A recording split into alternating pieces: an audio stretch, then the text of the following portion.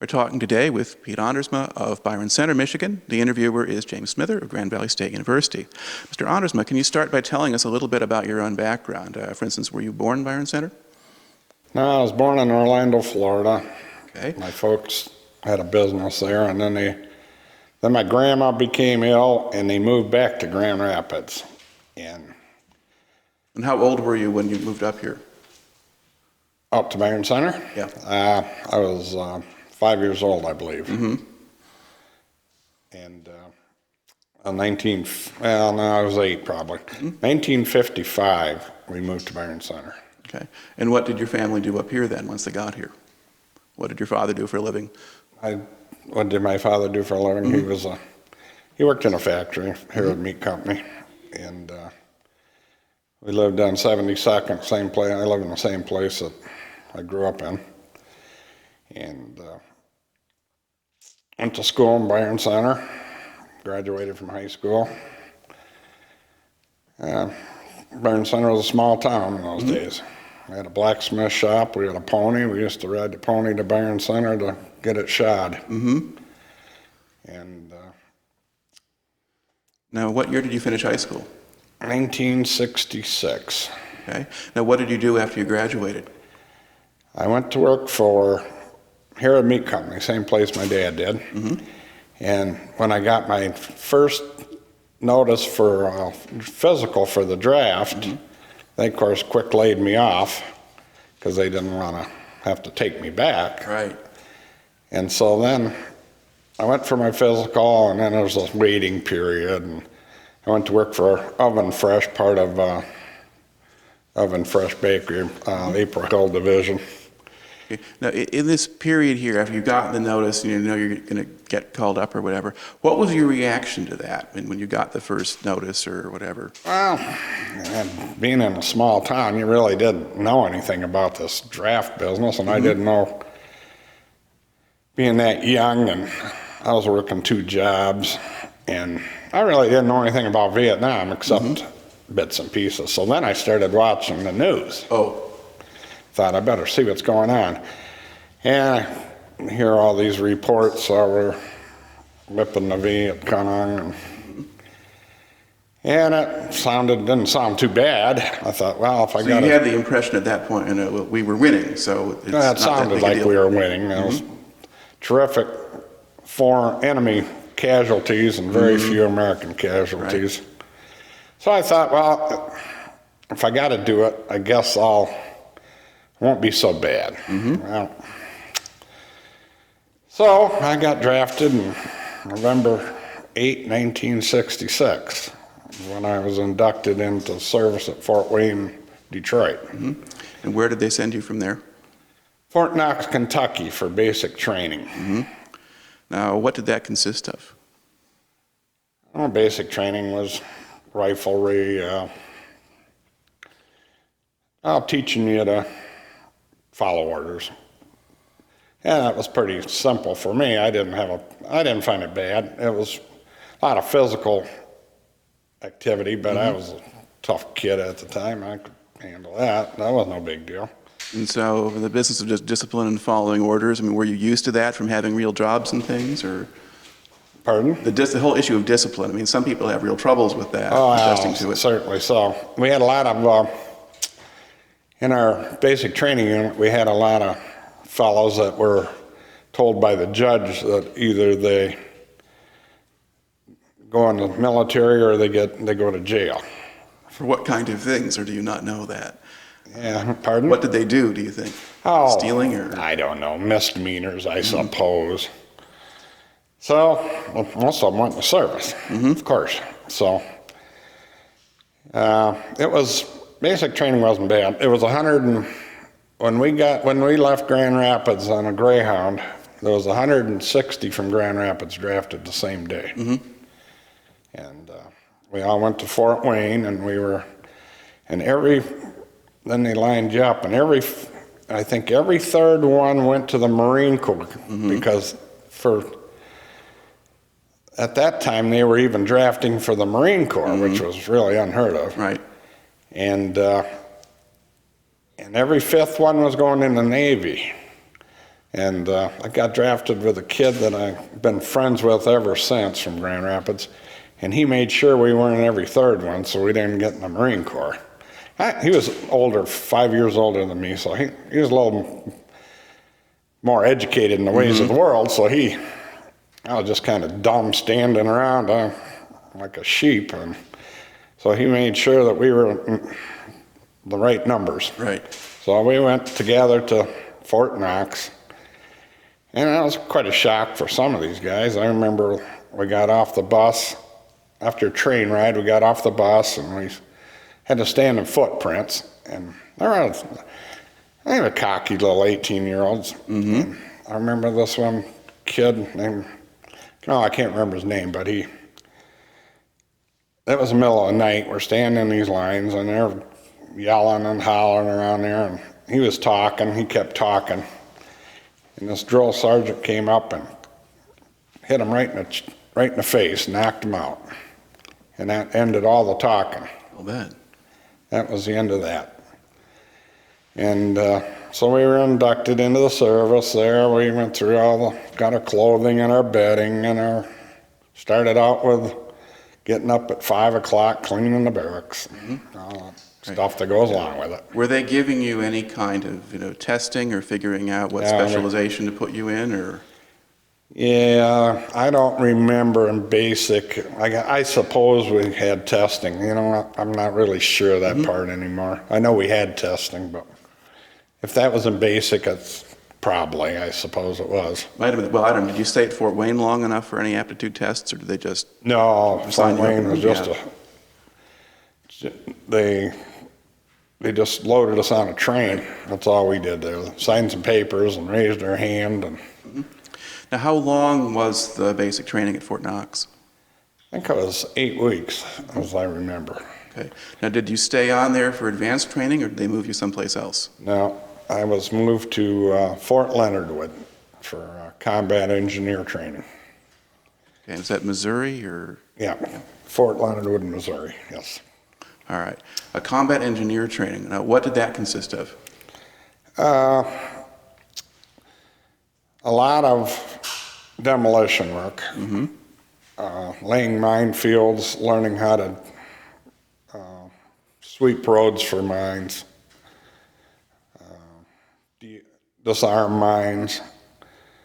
We built some floating bridges, but they never used those ever again. I never saw that again. Use of weapons, more intense use of weapons. That's pretty much it. It was just more intensive weapons thing. Now, while you were there at Leonard Wood, did you get much of a chance to go off base? I mean, did you get liberty or leave or anything like that? First few weeks we didn't. We got a Christmas leave in December, 17 days, because they pretty well closed the fort down in those days. And my cousin had an airplane at South Kent Airport, which was off 64th and Burlingame. He had a Cessna, and he picked me up from Fort Knox and flew me home, 2 hours. And my buddy was supposed to go with me, but he got nervous because they couldn't leave town here because it was kind of foggy. So he was afraid that he wouldn't get home, and he had a girlfriend, so he got on a Greyhound. And I was home. They picked me up at 11. I walked in the house at 2:30, and he got home at midnight. So we had 17 days, and then it was back to Leonard Wood. Leonard Wood was a cold place. We never. It was a bitter cold. It's a bitter cold state in the winter. Can be in the winter, yeah. So you didn't really get to go into town much or anything else like that? Never went to any of the towns on these bases. They had trouble with, the townspeople didn't like the military much. And I thought I'd just as soon stay away from all the hassle and the sitting in the bars and drinking. End up in jail, a lot of my buddies, and ended up in jail in town, and then they.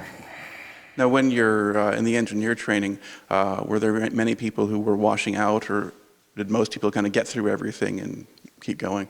There were people that had health problems, but the Army didn't wash many people out. They just gave them a different job. Right. Marine Corps was mostly combat arms. There's no other jobs they give them. If they can't do that, they're out. In fact, usually they're out in a couple of weeks. But the Army always had to find something else. Right. Okay. Now, how long did they have you at Leonard Wood? I think about 8 weeks. Okay. So about what time of year was it then when you finished there? Is it going to be kind of in the spring sometime or summer? Sometime in the spring, February maybe. I can't remember exactly. I think I had a 30-day leave or 2-week leave or something, and then I had to report to San Diego to out processing for Vietnam.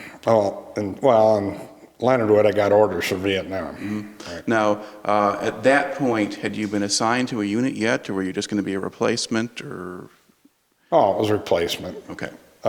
So you didn't really know what exactly you'd be doing or who you'd be assigned to? No, just that I was going to be a combat engineer somewhere. That some guys found they were going to be something else, but I ended up same thing as a combat engineer. Right. Now, were most of the guys you were training with sent to Vietnam, or how was there a split? Yeah, I would say 80% went to Vietnam, 20% went to Korea or Germany or somewhere. Pretty much, when we looked at the roster, it was pretty much cut and dried where you were going. Right. Okay. So what was it like? Did you go back home on that leave, that second leave? Yeah. Okay. What was it like to kind of go back there with the idea that you were going to ship out to Vietnam after it? Well, it didn't. Vietnam really didn't dawn on me as being so bad. I never had it in my head that it was going to be that bad. But, so I really, since I didn't know anything about it, I thought it'll be quite an experience. Right. Anyway, so we kind of considered that our class trip.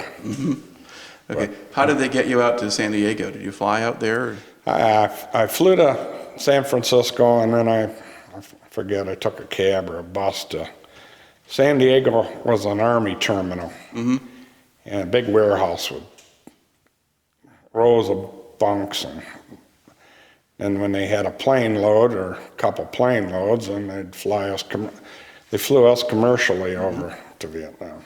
Okay. Now, how did that work? Did you stop places on the way to get out there? Or? On the way to Vietnam, we stopped at Hawaii, Guam, and the Philippines for refueling. And did you get much of a chance to get off the plane, or was it just in the terminal and then back on the plane again? Or? In Hawaii, we had plane trouble, so we had, I think, a day.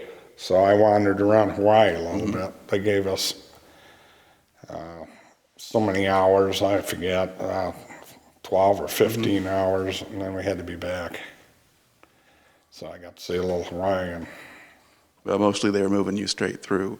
Now, when you got to Vietnam, what was it like actually when you go in and you land there? Can you describe that scene when you get there? Well, when they opened the door on the plane and we stepped out, it was just like walking into a steam bath. It was unbelievable. You couldn't believe how oppressive the heat and humidity was. It just broke out in sweat just immediately. And they hustled us out of the sun and sent us to a holding barracks until we were assigned to a certain unit. Okay. Now, what was that barracks or facility like? Those were wood barracks with a steel roof over it, corrugated, some kind of steel roof. And no air. It was to get you acclimated to heat, Right. more or less. It was at Tonsanute Air Force Base, and the funny thing, the big shocker when I got there was that they took some of us and took us into a hangar, and they had rows and rows of body bags. Mm-hmm. Bodies, they were loading back on a plane. Right. And this Air Force, I don't know what rank he was, but he opened the body bag and he pulled out a head. He said, "This is how you guys are going home." Oh. And that was quite a shock. Yeah. I didn't expect anything like that. And all those, it was an air-conditioned building, and they were putting them all in some kind of shipping containers. Mm-hmm. And it was horrendous. I was shocked. Now, I take it that was sort of an extracurricular activity and not Yeah, something that sanctioned by the was- Army. That wasn't part of the program. That Oh. was just some sadistic individual Mm-hmm. trying to scare us to death, which you did. Yeah. Now, while you were there any security concerns? Were there mortar attacks or anything like that, or was it quiet while you were there? Tonsanute was pretty secure. I mean, they got rocketed, I guess, but not while we were Not there. while you were there. All right. Now, about how long before they moved you out of Tonsanute? I think 2 days we were already on our way to different units. Okay. And what unit were you attached to? 70th Combat Engineer Battalion. All right. And where were they stationed? They were stationed at first with the 1st Air Cav Division and on K. Because we had line companies that did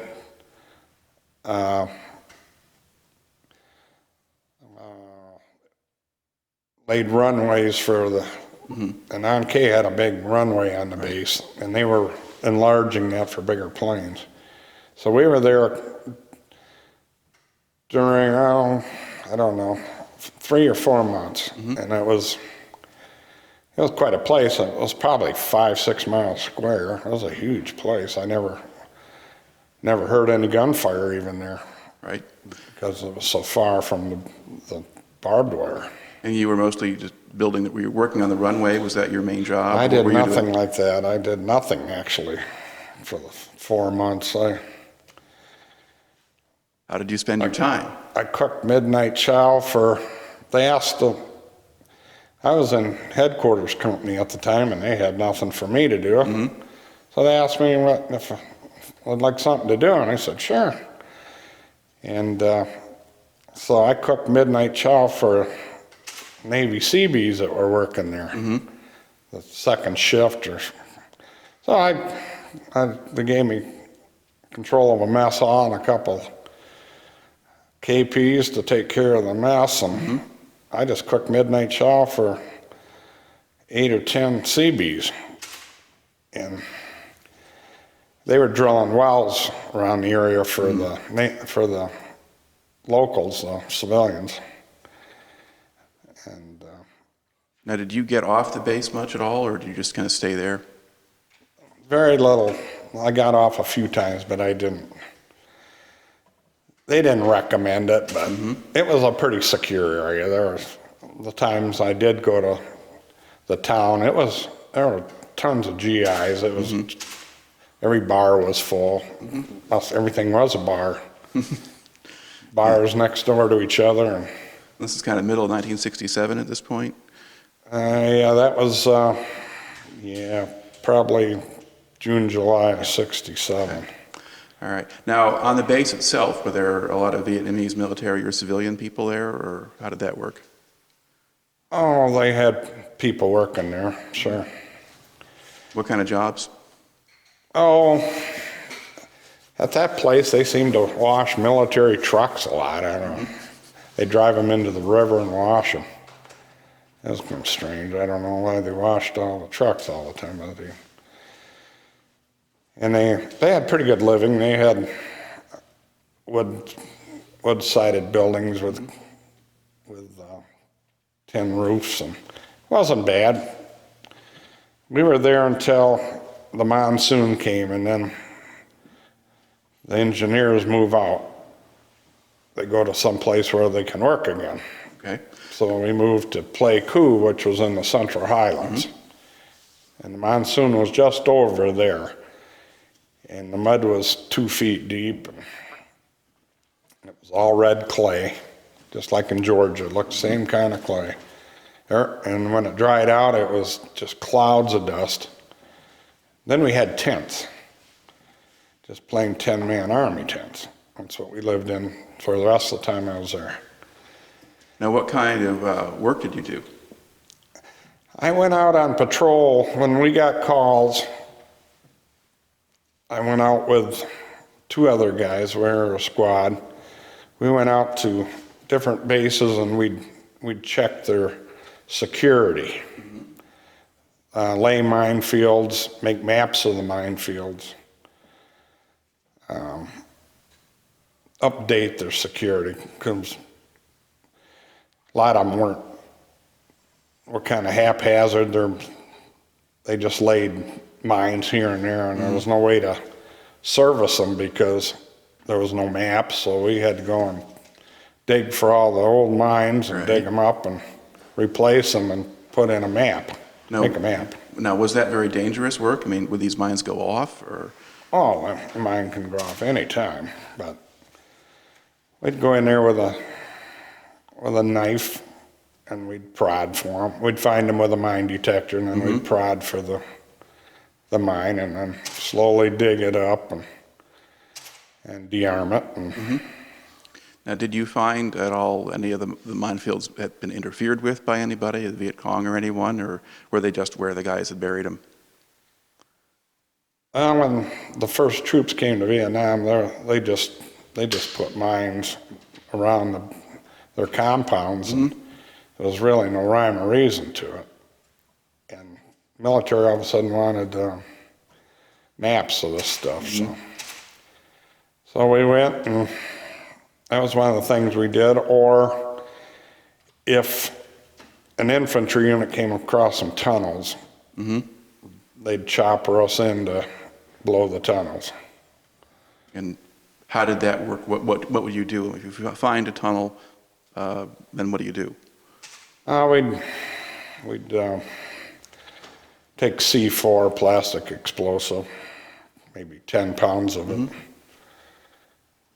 and string it around. If they could find another tunnel opening, we'd drop some down there too, and then we'd run detonating cord out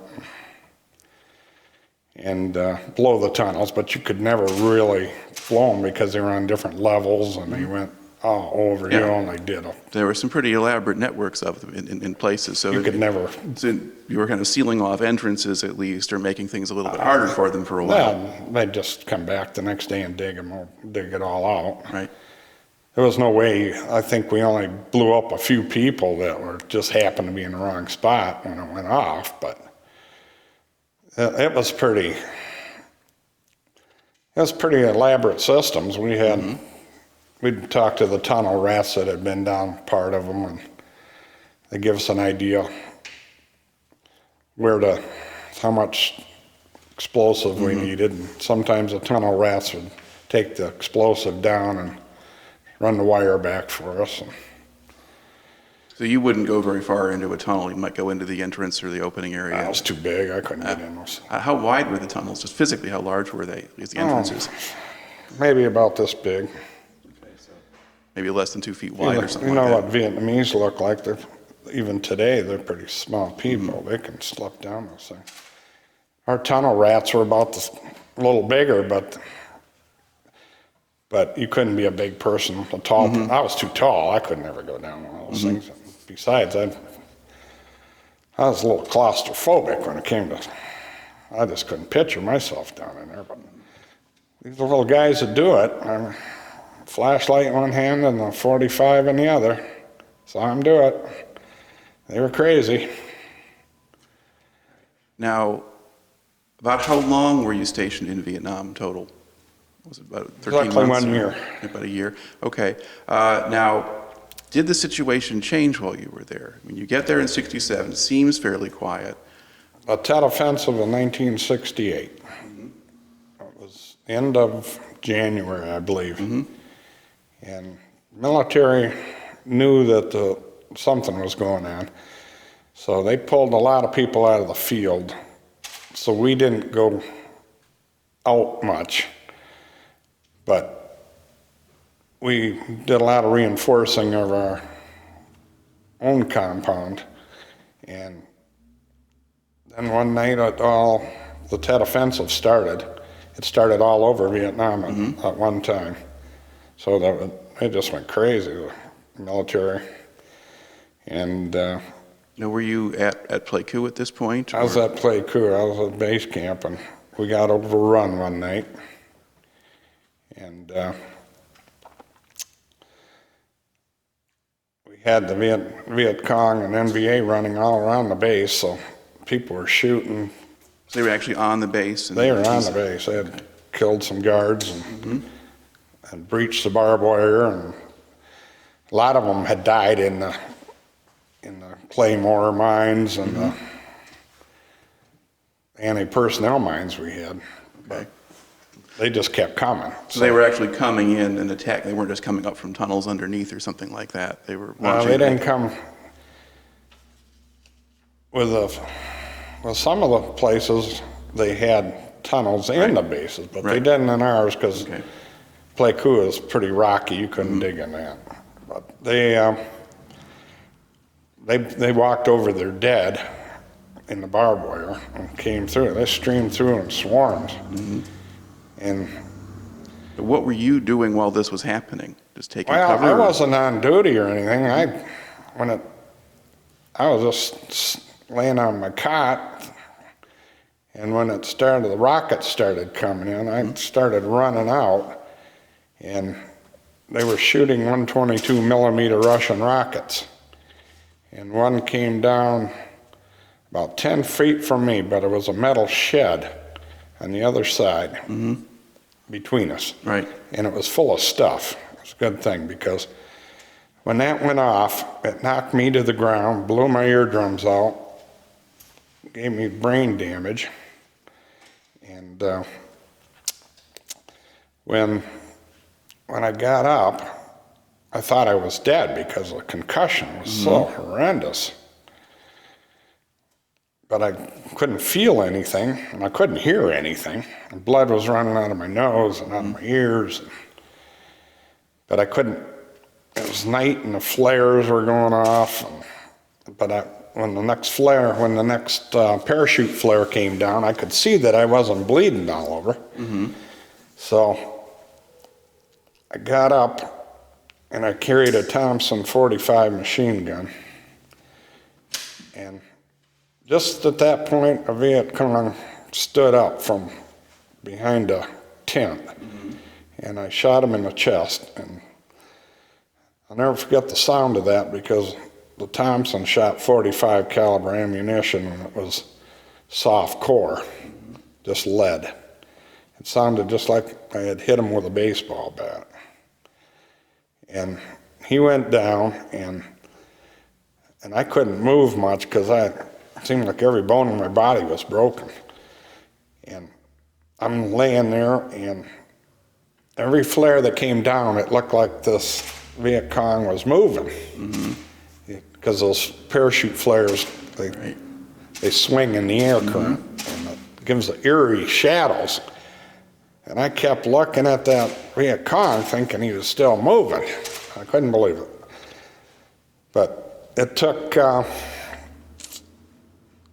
till the next afternoon for them to kill all the Viet Cong that were on there. They were hiding everywhere. That was a big base. They were all over the place. Right. Now, how long do you just kind of stay down there on the ground watching the flares? Most of the night. Okay.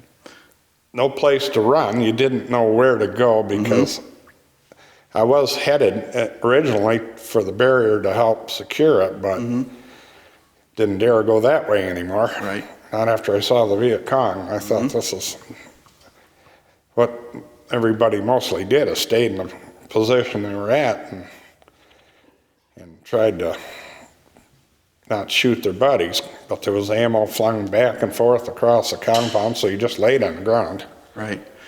Now, when you finally get up and move, was that because some other guys were coming by, or just everything got quiet, or? It got to be morning, and then they had a whole, they had a couple companies of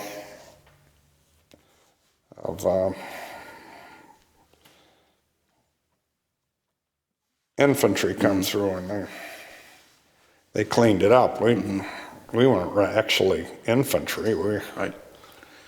We went with the infantry, but we never had to go on point, or You weren't you weren't trained to fight as a unit or anything like that. no. There would only be 2 or 3 of us together going, and they kept us in the middle, Right. because they wanted us alive. But it was a long night. Many nights after that were long, because they attacked every night. Okay. Now, were they able to break into the base again, or after that were you on your After guard? that, they didn't. No, it was just the one-time thing. Of course, they tripled the guards there, and this particular place had big spotlights that came together at a point. So, but they came through. It was probably a breach of security. Somebody sleeping originally, which happened. Right. Somebody sleeping or not paying attention or not there, and that's how they got through. Okay. Now, before Tet Offensive started, did you have any sense of sort of how the war was going, or were people still thinking like they were winning, or did it seem just like an endless thing that was just going on? I mean, Well, we had heard that there was a lot of troop movement, Viet Cong, but nobody really thought they could take on the U.S. military in such a big amount of troops. They didn't realize they had that many troops available. right. Now, kind of after you fight off the attacks, and it becomes clear that ultimately the offensive is not going to succeed in taking over the country or chasing you out. What was morale like on the base? I mean, were people optimistic about what was going to happen, or were they just worried about things? Nobody got any sleep from then on. That went on for a week or 2 weeks. I don't remember how long it was, but just lay there. The night that they breached our security, I know there were so many of them that they called in Puff the Magic Dragon, a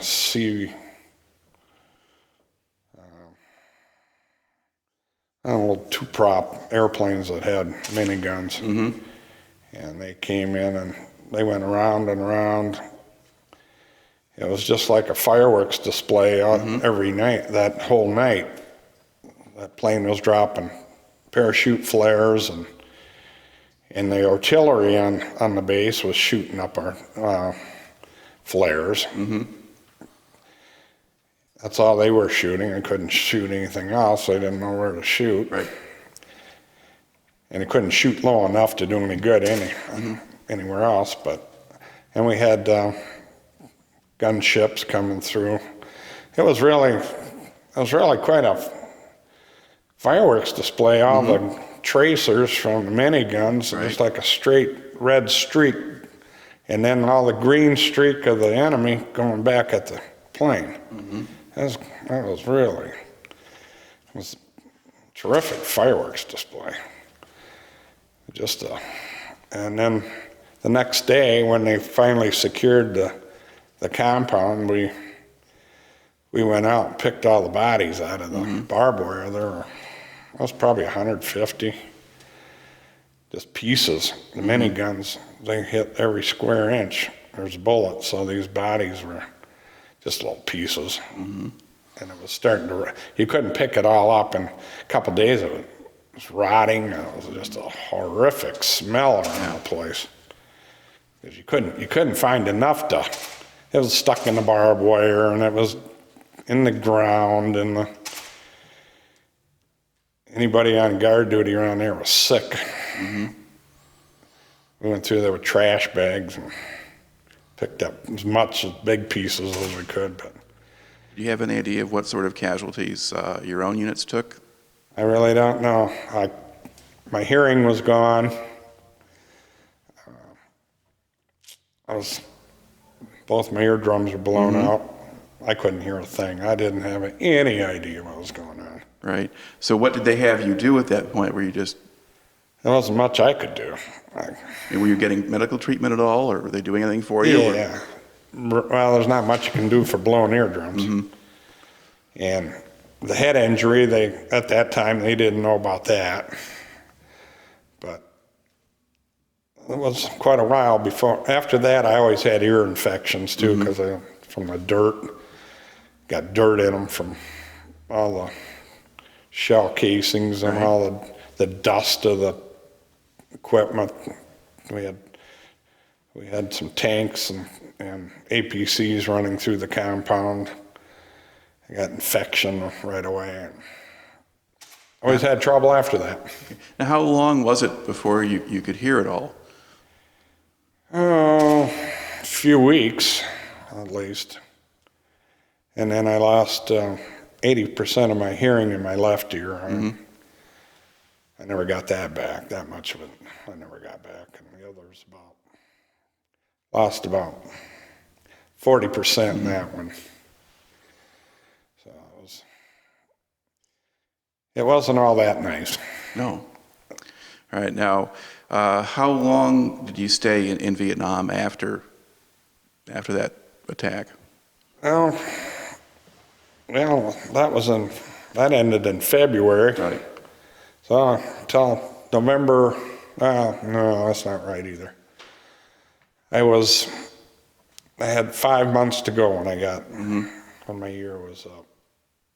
So then I was then I had a 30-day leave home. And then I reported to Fort Bragg. And they had no jobs for us. I was with the 82nd Airborne there, and the only thing we did is run 5 miles every morning. And I could walk forever, but starting to run with those guys, that was a killer. It took weeks for me to be able to run the 5 miles. And I only weighed, when I got out of Vietnam, I weighed 153 pounds. But those guys, we'd run in our underwear on base in Fort Bragg every morning, 5 miles. And then after that, I'd run with a regular unit, and then I wasn't assigned to a regular unit, so they stuck me in a warehouse with all new trucks, and they asked me to perform preventive maintenance. So I just walk around these trucks in this big warehouse all day and look at them. They're all brand new, so they didn't need anything. That's what I did every morning, all day long, just wander around this warehouse. There was a tool man, and if I wasn't visiting with him, I'd just be sitting on a fender of a truck, reading a book. Now, to go back sort of just to Vietnam again, after you're injured in the attack and so forth, and you're starting to get here and so forth, did you simply stay at Pleiku the rest of the time until you left, or did they ship you someplace else? No, I stayed in Pleiku. That was Did you help repair the minefields, or were you not able to do that? Yeah, I went back out. I went to a lot of, I got all over the country, not all over the country, but in the general area, I did a lot of towns, Right. a lot of little bases. Yeah, what did you, when you're traveling around the countryside, I mean, what did it look like, or what impressions did you have of that Beautiful area? country when you're in the air. You're sitting in a Huey with your legs hanging out the door, and it's a gorgeous, lush and beautiful. And it looked like it had 1 million lakes, but they were all bomb craters filled with water. And what was it like on the ground? On the ground, it was a lot different. It was rough. Countryside was rough. A lot of little dirt roads, a lot of little towns. We'd walk through some towns, little villages, and they'd have dogs hanging there for sale. And if we came back that way the next day, there'd still be the dog hanging there. It'd be 110 degrees. And It would have aged a little bit. They'd have cut some of the dog off for somebody, but the dog would still be hanging there. That was really weird. Something you never expected.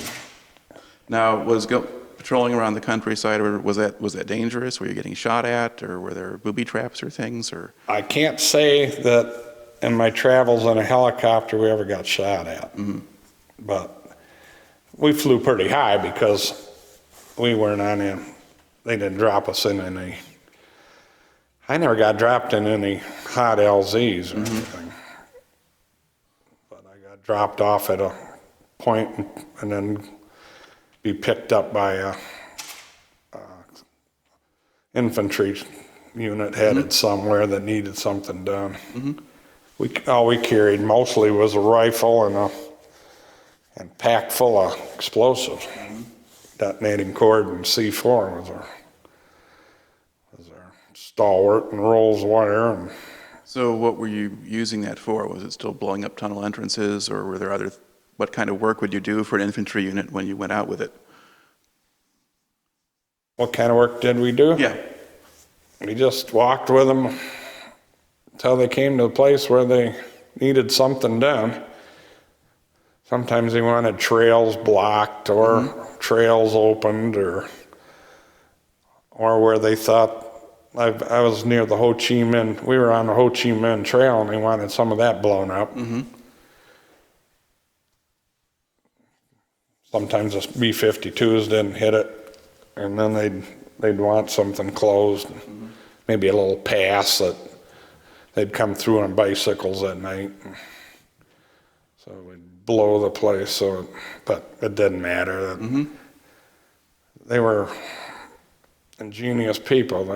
They'd be out there clearing it all out. Now, while you were there, particularly there in those last months, what kind of understanding did you have of why you were there, or what you were supposed to be accomplishing on any larger scale?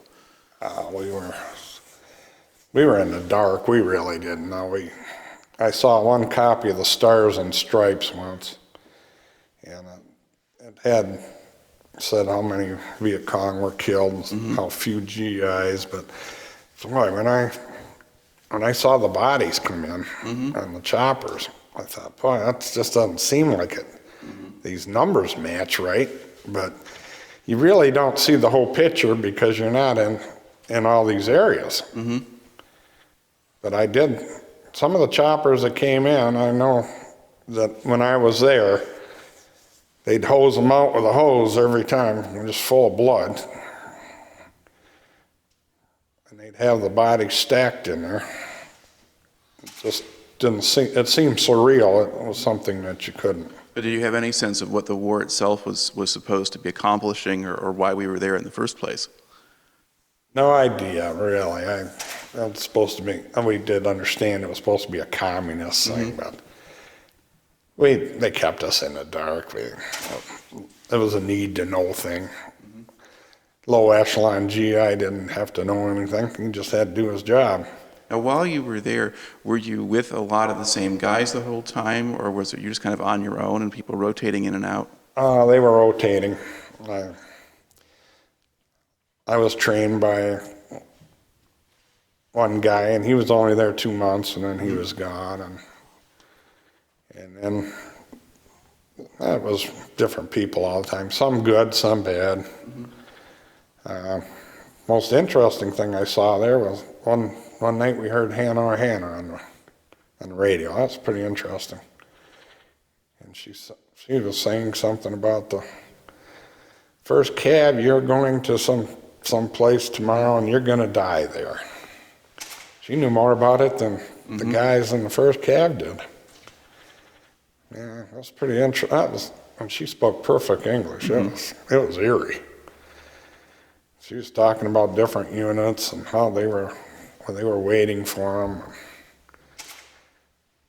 You GIs want to die for nothing, all that kind of psychological stuff. It was really pretty eerie to hear the enemy talking English so well and knowing so much. really don't expect you to know that. Now, were you in a place where they brought through things like USO shows and that sort of stuff? I mean, Right, I saw Bob Hope once. Yep. I don't remember where it was, but I was at a place that Bob Hope was, and I did see that. There were different shows that came through, but I don't remember many of them. But I do remember Bob Hope being there. Yep. all right. Now, once you're out of all of that and you're back at Fort Bragg and you finish up your time, what did you do then once you're discharged? I was discharged November 7, 1 day less than 2 years. That's how it worked. And I did my 1 year less than 2 years. I got out in 7th of November, and I had met a family near Fort Bragg. He worked at a dealer in Fayetteville, North Carolina. He worked, the father worked at a Chrysler dealer, and I met him at a lake there, and a buddy and we went to their house every weekend. They took us in as foster kids. Okay. And he took us fishing, and he took us hunting, and So the atmosphere in the area around Fort Bragg was better than it was around Leonard Wood then? Or was this just an unusual family? It was an unusual deal. GIs aren't like much in a military town. They capitalize on GIs pretty much. And we didn't go into town. We had gone to a lake and that was a little ways away from Fayetteville, and that's where we met the family. We got talking, and they invited us over, and it was the next 5 months, he and I spent the weekends at their house. That was pretty nice. We went dove hunting and fishing, and he worked on my car for me. It was pretty nice. And when I got out of the service, I stayed with him for 2 months. Until my mother started saying, "When are you coming home?" So then I went home. But I couldn't, I was pretty screwed up. I couldn't work. It just seemed like I wanted to hide. And for a month, I didn't go to work. While I was in Fort Bragg, they had a program called Operation Transition. Fix you up with a career. Right. And so I didn't know what to take, so I took the Postal Service. I didn't know what to do, so I went through a course, and they took us to the Fayetteville Post Office, and I took the Civil Service exam there, and I was home 2 days after I left Fayetteville, and I got called to the post office. And evidently, they know it was probably somebody, World War II guy said, I said, "I don't know if I can work right now." And he said, "Oh, you just come in whenever you want." So it was a month later. It was, I think it was December 23 or something before I even went to work, or maybe after Christmas. But I never even went to work. My mother was hounding me to go to work. "You better go to work." And she had no idea I was so screwed up. Well, now, do you think it was sort of a psychological thing? Was it just the effects of the concussion and the rest of that, or hard to tell? I don't know what the problem was. I couldn't deal with people at the time. I didn't want to go home, actually. And while I was in Vietnam, to get by, I put my parents out of my mind. I never ever called them, and I didn't write them until my commanding officer gave me a direct order to write once a week. Okay. So, and I had to go and show him the letter, because my mom had called the Red Cross, and the Red Cross called him, and then we got the pressure on. So Right.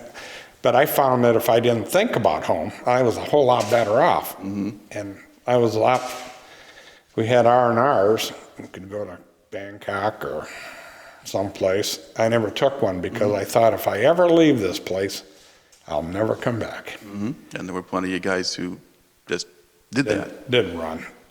They didn't give single guys R&R to Hawaii because they would, then you'd be in the States. You could get a commercial flight. Right. So they didn't give you that option. But I thought even if I go to Bangkok, I'll never come back. I didn't think I could do it.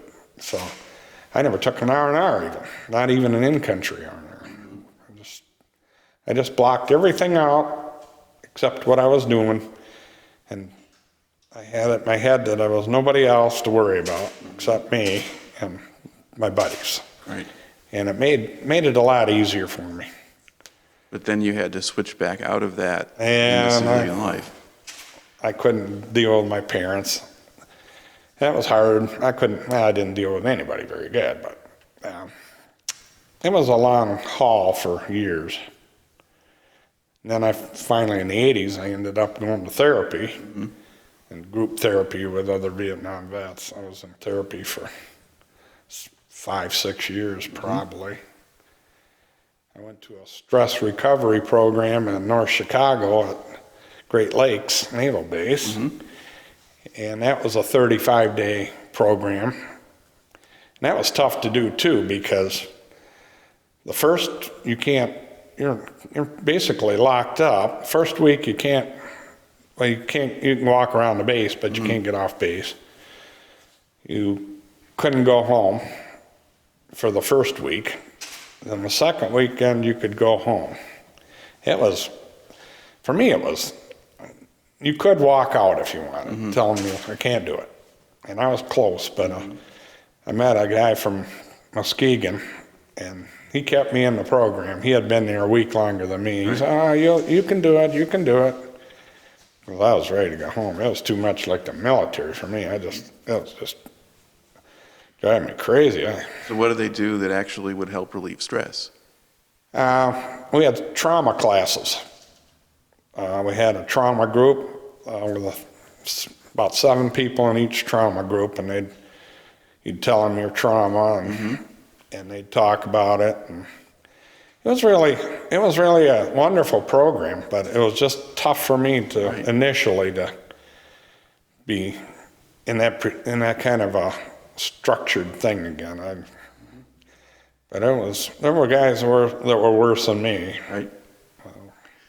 But when you were initially getting out, or you were at Fort Bragg or that kind of thing, was the Army making much available, or was there stuff out there that you could have turned to earlier that you didn't really think about, or?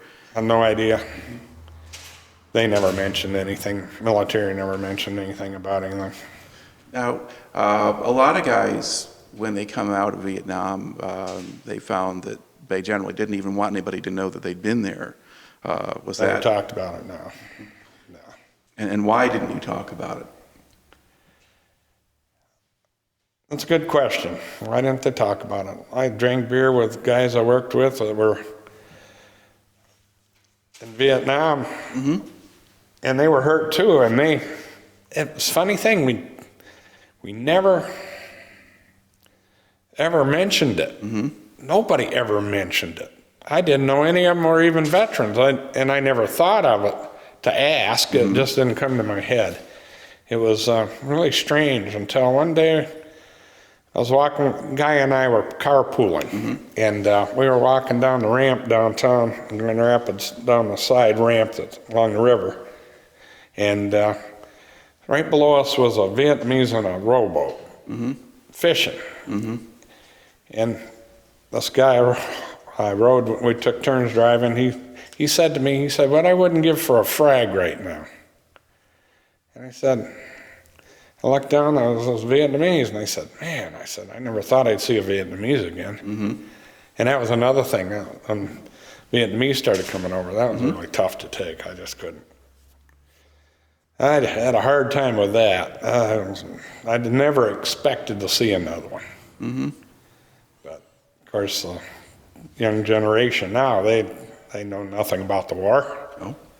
So I've kind of come to grips with that. But I never quite get over them. So to look back on the whole thing now, I mean, do you see any positive effects from the time that you spent in the military, or are you mostly just Oh, the Look at what you're military doing. itself, I think, is fine. I think a lot of kids should have it. I think my own son should be in it. But with these wars that they have now, like Vietnam was all a fake thing, the Gulf of Tonkin was all a fiasco. That was just a big lie just to get us in there. And all the dead bodies from Vietnam, the 58,000 plus. That's pretty sad. Now I'm the chairman of the Kent County Soldiers and Sailors Relief Commission.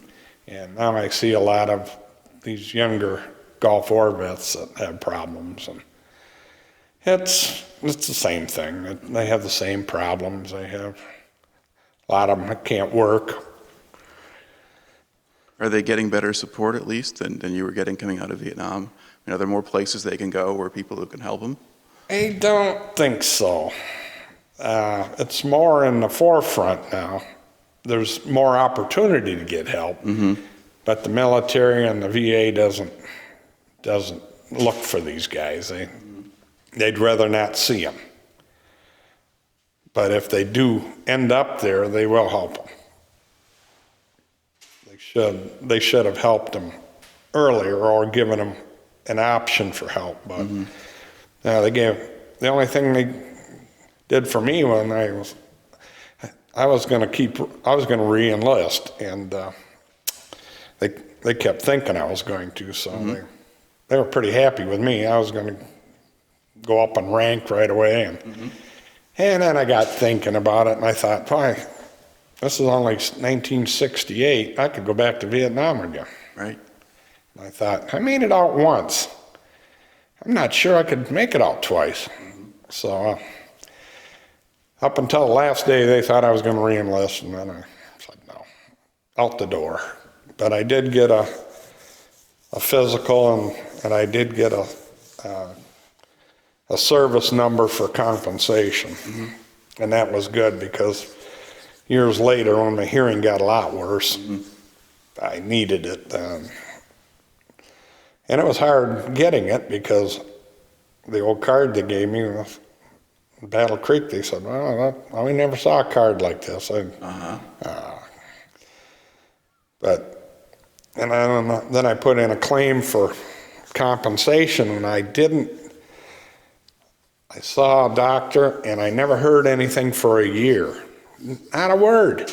So Paul Henry was our representative, and my cousin Walt DeLange was a representative.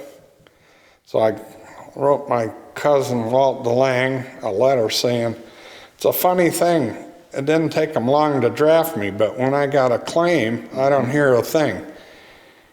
And he sent it right to Paul Henry, and 3 days later, the VA in Detroit called me.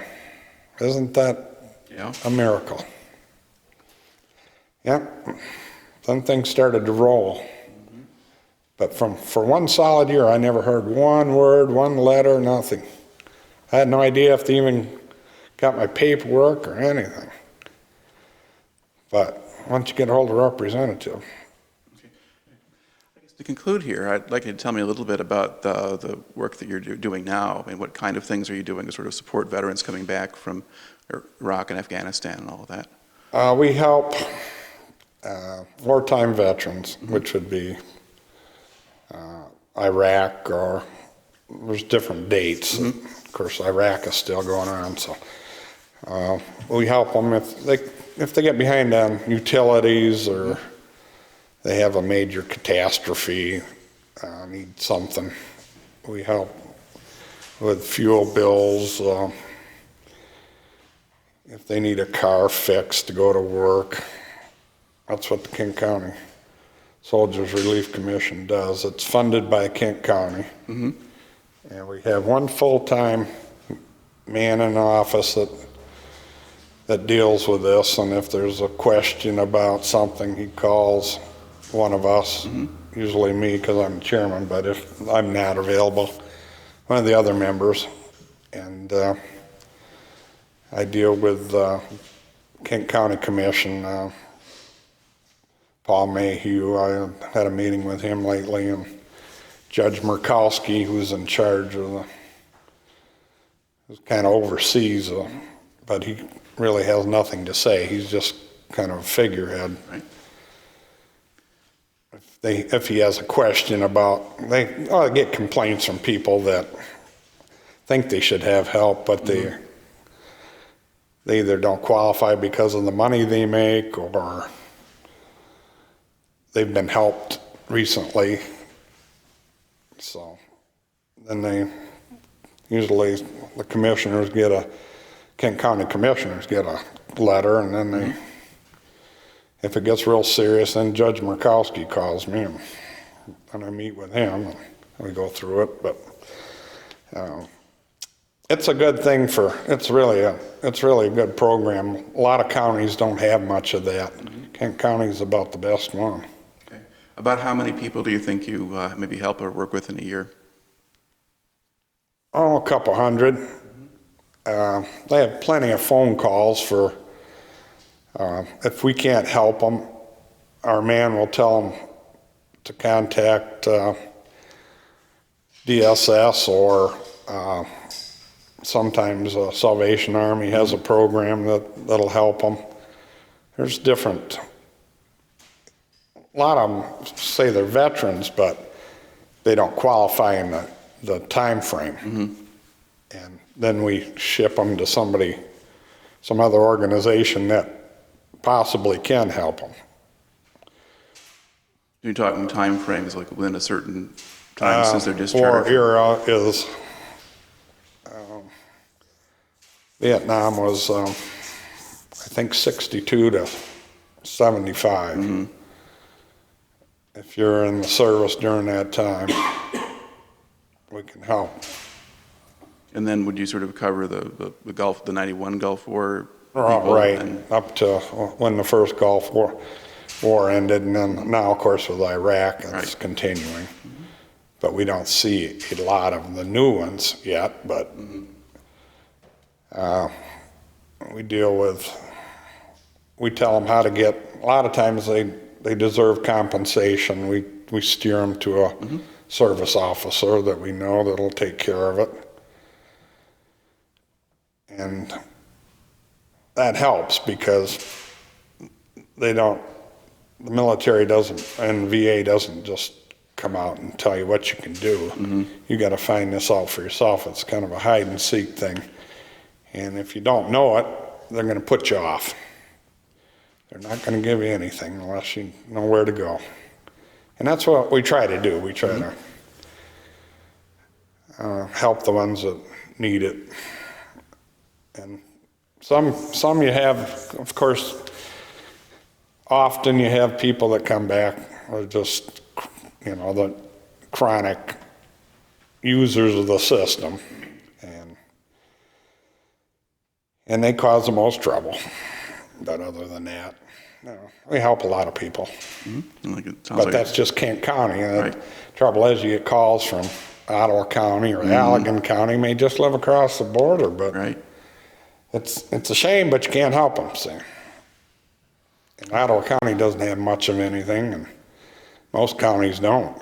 Well, given where state budgets are and things like that, there's just not a whole lot of resources for some of these. And I sign the burials for all the veterans.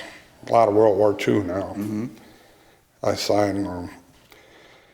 If they're under a certain, have a certain limited amount of money, we give them money for a burial, and we see to it they get a military bronze plaque. So I see a lot of burials now for World War II. We're doing our best to catch up with them while we still can. About 1,800 a day now, I guess. Well, it sounds like it's good work that you're doing, and I want to thank you for coming in and talking to us today. Well, thank you very much.